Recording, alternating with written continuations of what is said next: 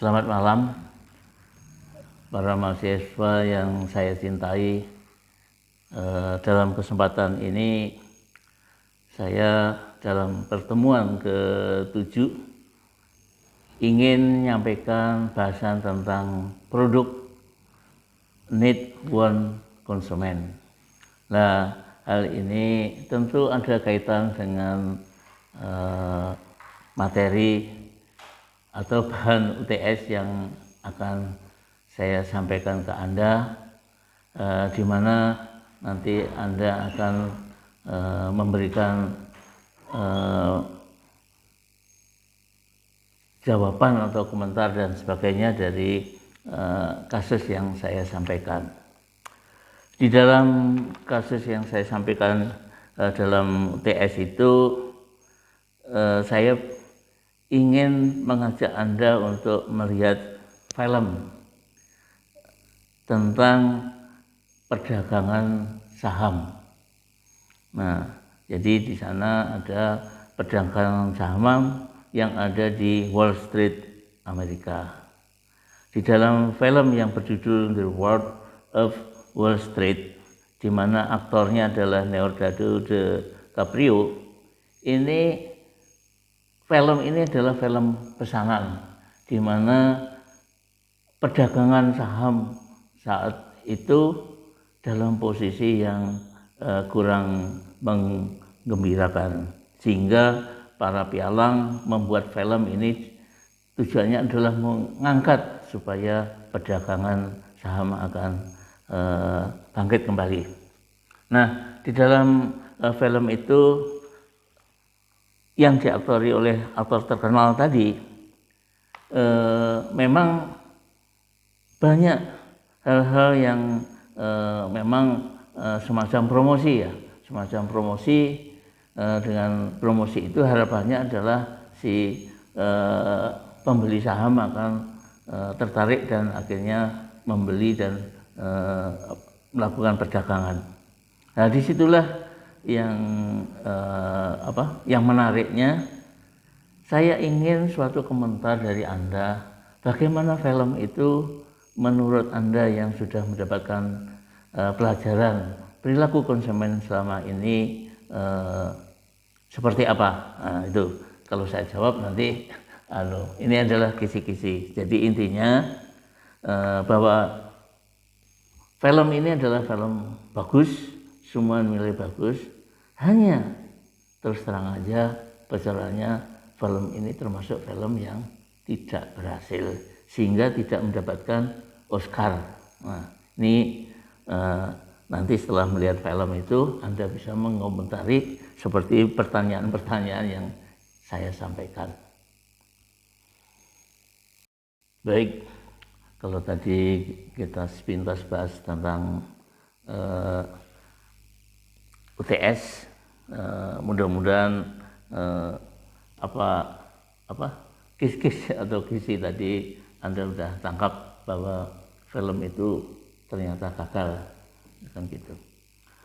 Baik, kita lanjutkan tentang produk need one konsumen. Dari ahli pemasaran di Indonesia yaitu Pak Herman Kertajaya, dia melihat bahwa Cina merupakan kekuatan ekonomi dunia. Karena apa?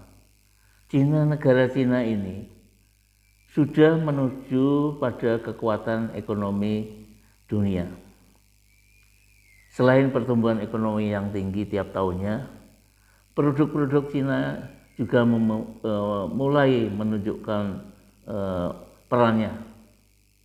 Contohnya produk smartphone, Xiaomi, Huawei, lalu ada Oppo dan Vivo. Ini sudah membanjiri pasar dunia, apalagi untuk Indonesia. Belum lagi produk mobil, kereta api kecepatan tinggi, ini sudah bisa bersaing dan bahkan terakhir lebih maju dibandingkan Jepang dan Jerman yang sudah menguasai puluhan tahun, bahkan ratusan tahun. Apalagi ada produk-produk dari grup Alibaba. Yaitu selanjutnya bahwa founder dari Marples tadi, Pak Irmawan, juga menjelaskan kenapa Cina memiliki kekuatan yang besar dan Cina saat ini bukan lagi seperti dulu. Karena apa? Yang dulu adalah ATM, amati, tiru, modifikasi. Hanya copy paste produk negara lain, misalnya ada Jepang dan sebagainya, dimodifikasi, diperbaiki, lalu dijual murah. Selanjutnya, Cina saat ini menjadi negara periset. Jadi tadi kalau ini adalah yang lebih maju lagi adalah dia tuh negara periset, inovator, kreatif, sehingga menghasilkan produk berkualitas dan diterima pasar. Tidak hanya pasar dalam negeri saja, tapi juga global. Kalau bicara tentang konsep creativity, innovation, dan entrepreneurship, Cina akan melengkapi dan menyalip Jepang dan Korea lewat entrepreneurship-nya, yaitu mereka sangat kuat di sana. Contoh paling saya adalah kehadiran Jack Ma dengan Alibabanya. Huawei pun mulai merajai pasar smartphone dunia.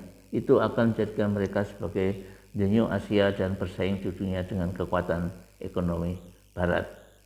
Produk Cina juga mempunyai stigma yang selama ini mempunyai stigma buruk soal kualitas, tapi stigma itu mulai dipatahkan dengan berbagai produk yang berkualitas dan sukses di pasar.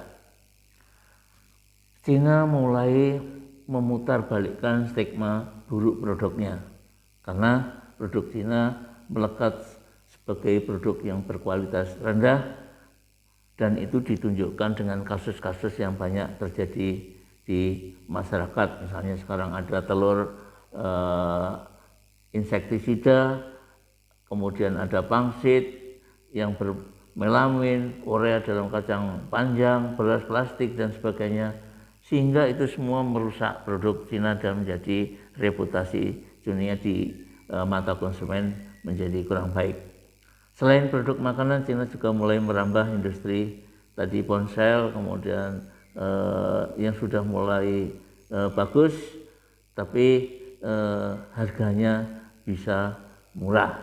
Tetapi awal sebelumnya adalah karena kualitas rendah, harganya murah. Nah, kemudian Cina masih berusaha terus. Faktanya bahwa apa?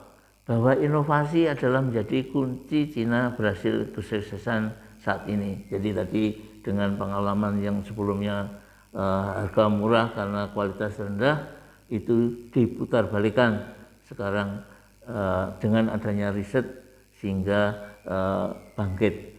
Nah, pada tahun 2011 70% penjualan ponsel yang ada di Cina itu dikuasai oleh Nokia, Samsung, Apple dan sebagainya. Tapi laporan terakhir tahun 2016, ponsel lokal Cina seperti Huawei, Oppo, Vivo dan Xiaomi sudah paling laris mengalahkan Apple dan Samsung. Sehingga produk Cina sudah merajai di negeri sendiri, seperti halnya perilaku bangsa Jepang, Korea. Dia bangga dengan produk bangsanya sendiri. Mudah-mudahan itu juga ditiru oleh negara kita. Nah, apa tadi kaitannya dengan inovasi? Inovasi adalah perbaikan kualitas yang tidak lepas dari usaha Cina yang selalu melakukan riset dan riset, melakukan pengembangan di berbagai sektor termasuk tadi produk-produk mutakhir tadi. Nah, landasan inovasi para vendor Cina inilah yang akhirnya mendukung Cina bisa berhasil. Satu hal yang tidak mungkin harus kita tiru, terutama pemerintah, adalah bahwa kebijakan Cina untuk mendukung dunia industri, terutama kebijakan pemerintah, sehingga misalnya memberikan pajak yang lebih murah untuk produk-produk yang memang laku di pasaran, itu akan membuat mereka memiliki daya saing yang lebih tinggi. Nah, ini ada beberapa contoh-contoh Xiaomi dengan produk yang terakhir A3 2019 dan sebagainya, ini nanti akan ini. Nah, apa yang terakhir dengan kondisi ini adalah adanya tadi saya bilang dunia smart brand, yaitu bahwa bangsa pasar vendor ponsel smartphone Cina menguat di pasar global, yaitu dari riset pasar analis menunjukkan bahwa pangsa vendor smartphone Cina di pasar global mencapai 52%. Nah, berarti sudah di atas dari separuh produk dunia sudah tersisih dengan adanya produk-produk Cina, sehingga dengan adanya data terakhir smartphone yang totalnya 71,3 juta unit atau 20,4% itu adalah dari Samsung, tapi ternyata Huawei berada di posisi kedua 51,9 juta,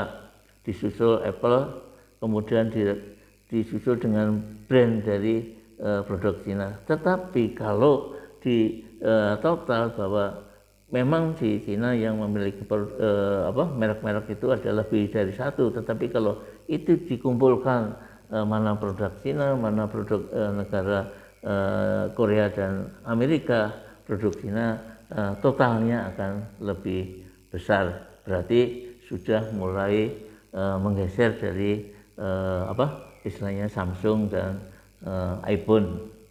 Ini dari 2020 bulan Juli dari Kanalis menyatakan bahwa yang menyatakan bahwa Huawei berhasil mengalahkan Samsung. Ini merupakan prestasi yang buat produk Cina, padahal Samsung selama ini menjadi andalan untuk untuk produk smartphone, termasuk kita dulu kalau menggunakan produk Cina mungkin malu ya, tapi sekarang kita justru senang dengan produk Cina yang harganya lebih bersaing dan kualitasnya sama. Kemudian bagaimana kita mencoba lagi rahasia sukses dari produk Cina tersebut? Di sini peran penting adanya dukungan pemerintah tadi jelas ya. Ini dari Muhammad Zubair, dia menyampaikan ulasan tentang bagaimana produk Cina itu bisa menguasai pasar dunia. Ternyata apa?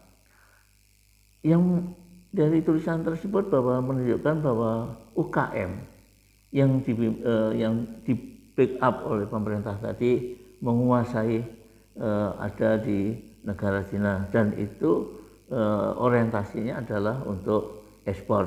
Nah, makanya di sini pemerintah Cina merintis sejak lama untuk UKM itu demikian bagusnya, sehingga ada yang disebut dengan bisnis swasta daerah atau seperti kampung industri gitu, township and village enterprise, itu betul-betul diperhatikan sekali oleh pemerintah. Seperti kalau di Indonesia itu ada semacam cluster-cluster untuk bisnis atau industri. Nah, berikutnya adalah bukan hanya dari sisi tadi dukungan pemerintah, tetapi juga dukungan dari SDM terbaiknya.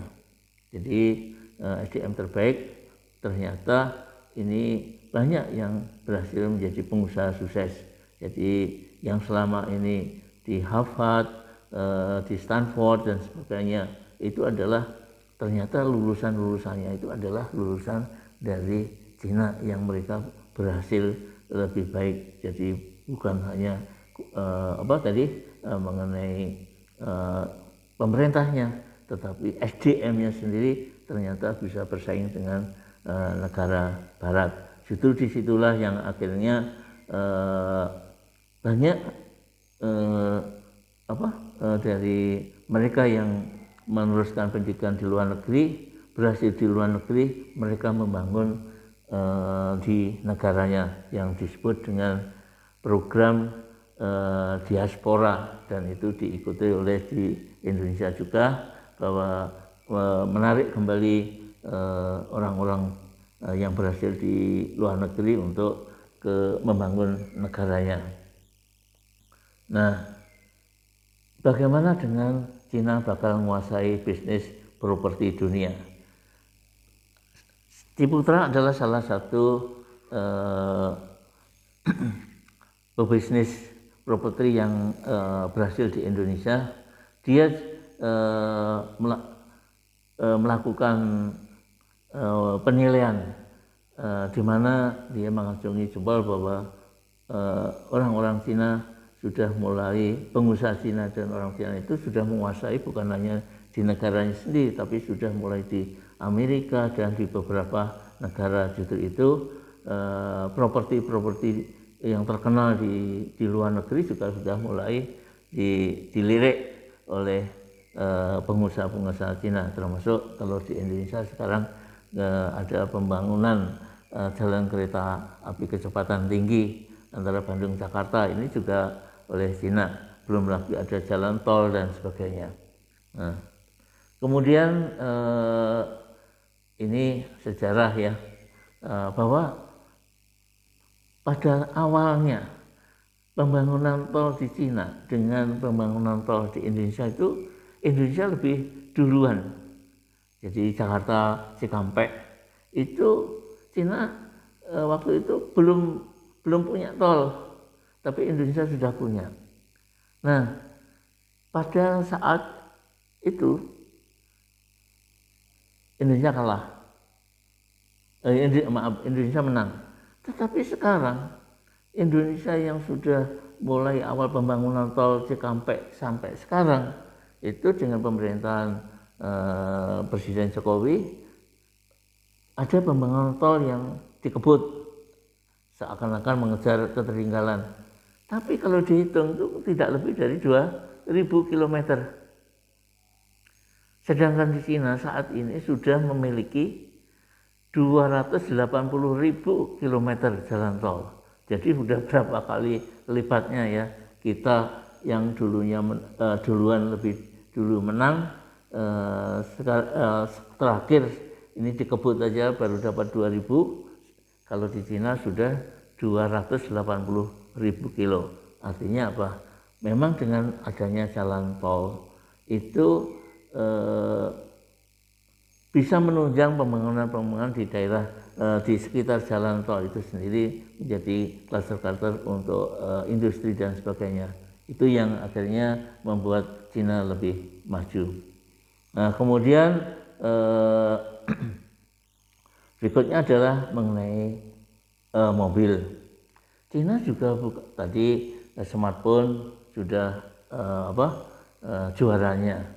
Properti sudah kelihatan juaranya, dan sekarang mobil. Memang sampai saat ini mobil Cina masih belum bisa menggeser dominasi Eropa, Amerika maupun Jepang dan Korea. Tetapi pelan dan pasti Cina juga sudah menunjukkan arah kekuatan mengenai pasar mobil buatan Cina, yaitu seperti Wuling, Dongfeng, Sokon dan sebagainya. Dengan demikian pada tahun 2017 Cina sudah mulai meluncurkan Wuling di Indonesia dan sudah mulai bersaing dengan Avanza dan Xenia dan Expander, karena itu adalah selevel ya. Dengan demikian walaupun harganya saat ini memang Wuling masih di bawah ya, tetapi tentang kualitas itu sudah tidak kalah, dan beberapa pelaku bisnis bahwa Wuling sudah memiliki mampu bersaing dengan produk-produk dari Korea maupun dari Jepang. Ini ada Cortex dan sebagainya. Kemudian merek mobil Cina sukses bisa saja salib Korea dan Jepang di Indonesia, yaitu dengan adanya tadi Wuling yang sudah sangat aktif. Kemudian hanya ada kelemahan bahwa seperti dukungan dari fasilitas yaitu spare part dan sebagainya yang mungkin kalah dengan Jepang, karena Jepang sudah cukup lama sehingga logistik daripada peralatan suku cadang dan sebagainya dia masih kalah. Tetapi nanti kalau misalnya Wuling ini bisa melakukan logistik daripada suku cadang dan sebagainya sebaik dari yang dilakukan Jepang maupun Korea, seperti tadi awal bahwa bisa saja mobil Cina bisa bersaing dengan produk Jepang maupun Korea. Nah, untuk mobil ternyata kalau mobil konvensional tadi memang Cina kalah, tetapi untuk mobil listrik ternyata Cina sudah lebih maju, di mana kalau mobil listrik Cina sudah bisa mampu menjual 1,2 juta unit, sedangkan negara-negara yang lain belum sampai ini. Jadi di sini untuk mobil konvensional atau non listrik memang Cina kalah, tetapi untuk mobil listrik Cina lebih duluan, dan ini juga kecenderungan bahwa mobil listrik ini akan menjadi mobil masa depan. Kemudian tadi kalau produksi dari mobil listrik tadi sangat tinggi, karena itu memang di peminatnya di negaranya sendiri yang dengan penduduk yang lebih dari 2 miliar itu dia sudah bisa menikmati mobil listrik yang ada, sehingga dengan demikian mobil listrik yang dari luar untuk bisa masuk ke negara Cina pun ini juga harus bersaing dengan ketat, karena mereka sudah tadi semangatnya bahwa kebanggaan terhadap produk negara sendiri itu adalah cukup tinggi. Ini menjadi tantangan buat produsen mobil listrik ke depan seperti Jepang, Korea, Amerika dan sebagainya. Kemudian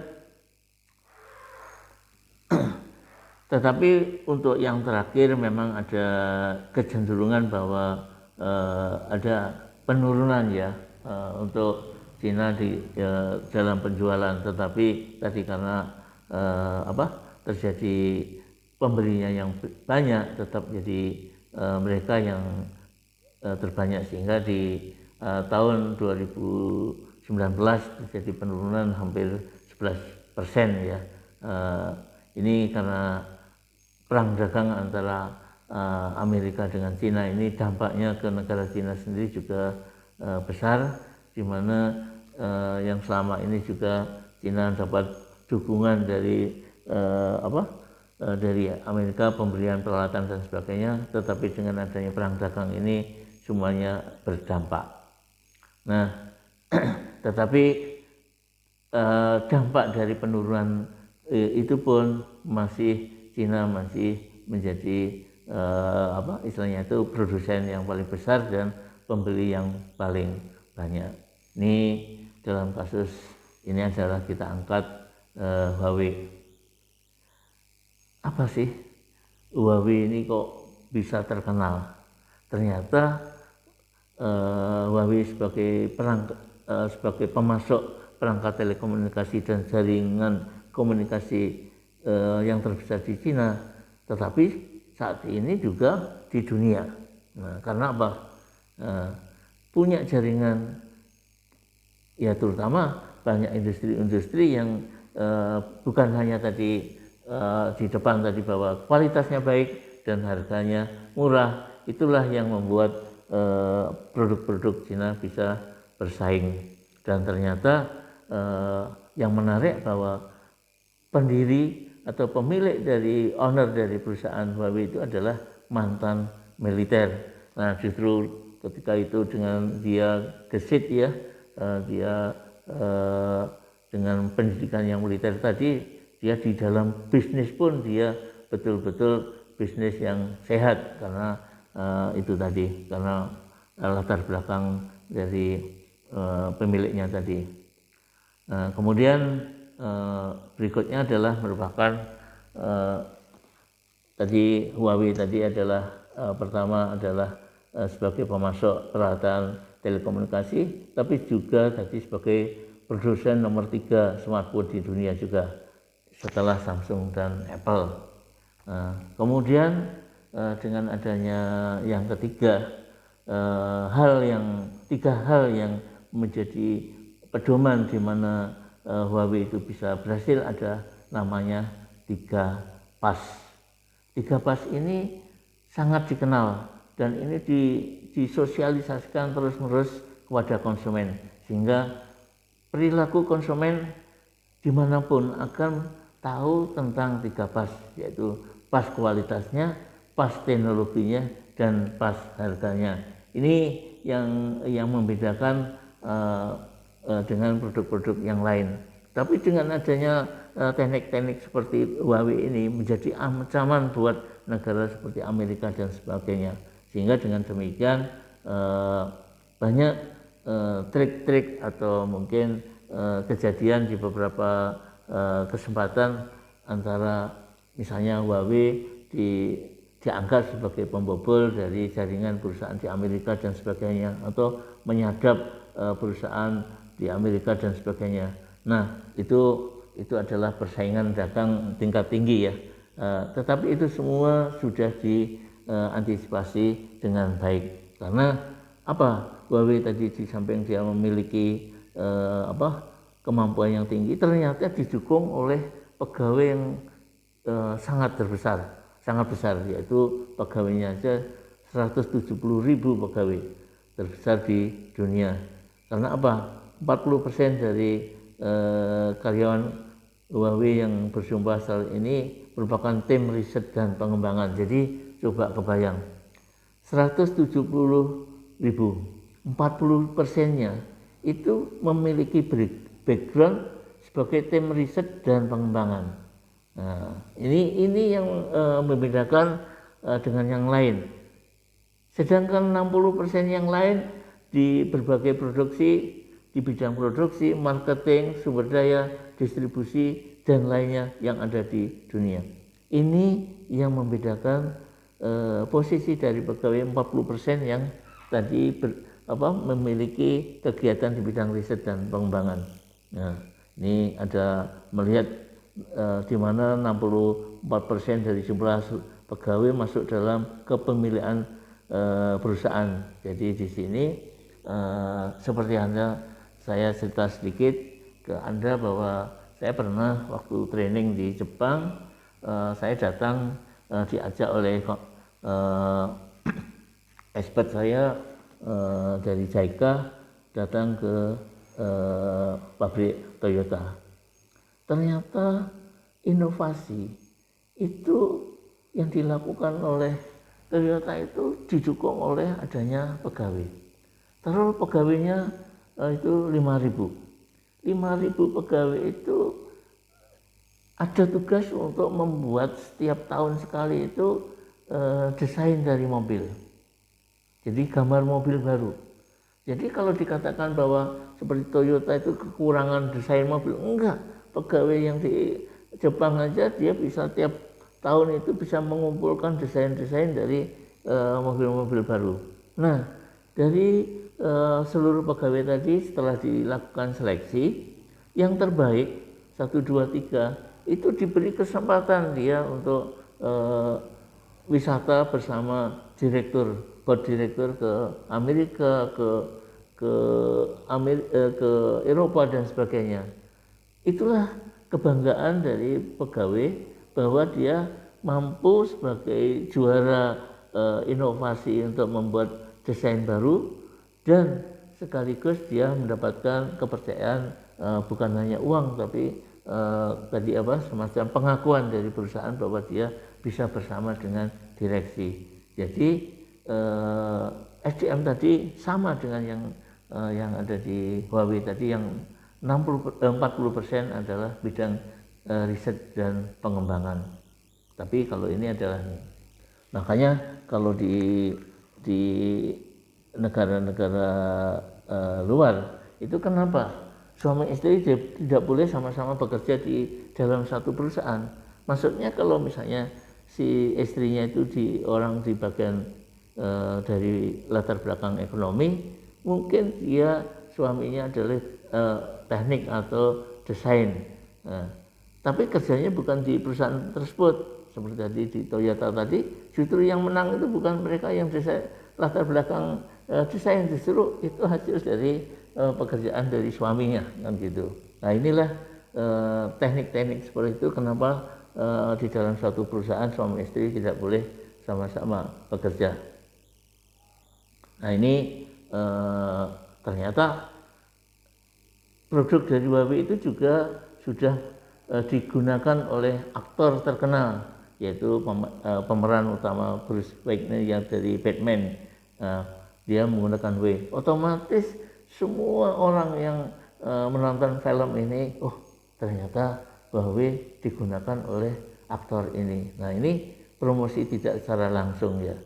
Nah, kemudian bagaimana dengan di Indonesia?